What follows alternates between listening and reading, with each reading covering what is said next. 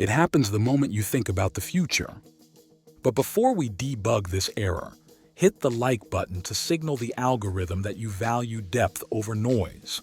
And if you are ready to upgrade your operating system, subscribe. Now let's dismantle the trap. Let's say you want to change careers.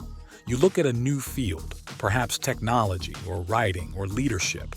You look at the requirements, and then you look at yourself in the mirror today. You see your current skills, your current bank account, your current habits, and you say, I won't pursue this because I don't have the competence for it.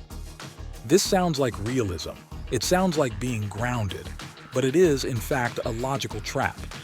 When you use your current self as the benchmark for your future decisions, you are ensuring that you never move.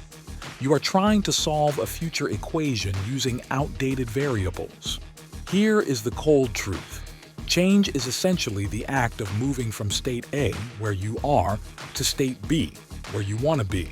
To get to state B, you need new inputs, new skills, new mindsets, new networks. If you already had those skills, you wouldn't need to make the decision.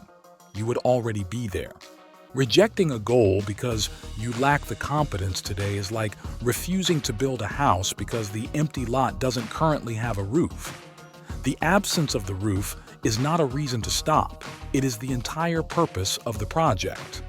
Today, we are going to dismantle the static self. We are going to learn how to make decisions based on the person you are becoming, not the person you are leaving behind. Why do we do this? Why do we prioritize our current limitations over our future potential? It comes down to identity preservation. Your brain craves consistency. It wants the you of yesterday to match the you of tomorrow. This is safe. This is predictable. But in the world of high performance and brand building, consistency with your past is a liability. You need consistency with your vision. Let's look at the logic again. You want a specific outcome. Let's call it result B.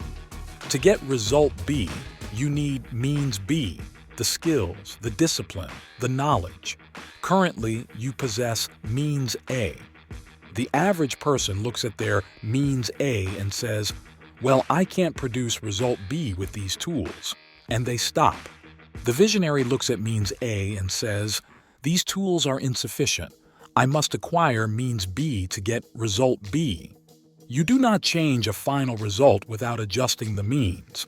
This is cause and effect. Yet, most people wait to feel competent before they start the journey of competence. They wait to feel like a writer before they write. They wait to feel like a leader before they take charge. They wait to feel wealthy before they invest in themselves. This is backwards. The feeling of competence is the trailing indicator. It comes last. The decision to acquire the competence must come first. If you wait for the feeling, you will wait forever. To break this cycle, you must adopt a new philosophy. You must view yourself not as a finished product, but as a fluid process. In the tech world, software is never finished. It is in a constant state of iteration. Version 1.0 becomes 2.0. The code changes. The capabilities expand. You are no different. But when you say, I am not the kind of person who does X, you are hard-coding a limitation into your software. You are treating a temporary lack of skill as a permanent character trait. Do not assume your brain dislikes this. Self-deprecation serves a purpose. It justifies inaction. It provides a certain peace of mind, albeit a slightly depressive one. But stop thinking of yourself as a noun. I am a procrastinator. I am shy. I am unskilled. Start thinking of yourself as a verb. You are becoming. You are learning. You are adapting. You are doing whatever it takes to become your new self. If you are open to personal development, and if you are watching this channel, I assume you are, you must accept the premise that you are mutable. Neuroplasticity proves that the brain changes physically in response to new inputs. Your personality is not set in stone. Your skill stack is not capped. When you make a decision based on your current limitations, you are betting against your own ability to learn. You are betting against your own adaptability. Why would you bet against yourself? Now, I know what you might be thinking. There is a common objection here. You might ask, isn't this just fake it until you make it? Isn't this delusional? This is a crucial distinction. We are not talking about delusion. We are not talking about pretending you are a surgeon and walking into an operating room without training. That is fraud. We are talking about architecting until you become it. The difference is the work. Faking it is about image. Architecting is about structure. When a medical student studies for 12 hours a day, they are not a doctor yet, but they are making decisions like a doctor. They are sacrificing like a doctor. They are operating from the identity of their future self, not their current self. If they acted according to their current competence, they would never open a textbook. You must treat your ambition with the same respect. So how do we apply this? How do we stop the logical trap in its tracks? We use a strategy I call the future back framework. Next time you face a major decision, a career pivot, a new project, a lifestyle change, do not ask, can I do this right now? The answer will almost always be no, because if you could, you would have done it already. Instead, ask, what are the requirements of the person who has already achieved this? Phase 1 is to identify the gap. Acknowledge that you don't have the skills. Don't hide from it. I want to be a senior developer, but I don't know Python. Good. That is a data point, not a stop sign. Phase 2 is the environment audit. This is where most people fail. You cannot build a new self in the same environment that reinforced your old self. Look at your inputs. Look at your feed. Look at your conversations. If your future self is a disciplined athlete, but your current self is surrounded by junk food and people who hate exercise, your willpower will fail. You must restructure your reality to make the future you simply inevitable. This means unsubscribing from noise. It means buying the books you need to read and actually read them. It means entering the rooms where your future is considered normal. Phase 3 is the viability plan.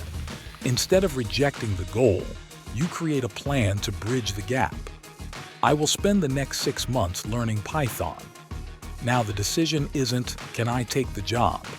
The decision is, am I willing to pay the price of learning? You must start making decisions for your future self. If your future self is fit, your present self must go to the gym, even if you feel tired. If your future self is a digital entrepreneur, your present self must study marketing, even if you feel overwhelmed. You are the architect. Your future self is the tenant. Don't build a small, cramped house for your future just because you are currently short on bricks. Go get more bricks. Viability is not something you find. It is something you create. But there is a final variable we must discuss: the cost of inaction. What happens if you refuse to adopt this mindset? What happens if you continue to make decisions based on who you are today? You suffer from the compound interest of stagnation. If you stay within your current limits, the gap between who you are and who you could be widens every single day. The market moves forward. Technology moves forward. Your potential moves forward, but you stay still. In 5 years, you will not just be in the same place. You will be obsolete. The pain of the work required to change is high, but the pain of regret is infinite. The trap is seductive. Staying within your current competencies feels like safety. It feels like staying in your lane. But you were not designed to stay in a lane. You were designed to build new roads. Don't let the you of today, with all your temporary doubts and temporary ignorance, dictate the ceiling of the you of tomorrow. Trust in your capacity to evolve. Trust that if you set the destination, you will find the resolve to acquire the means. Stop consulting your history to determine your future. Consult your potential. If this analysis shifted your perspective, leave a comment with the one skill you are committing to learn. Share this video with someone who is stuck in the static trap.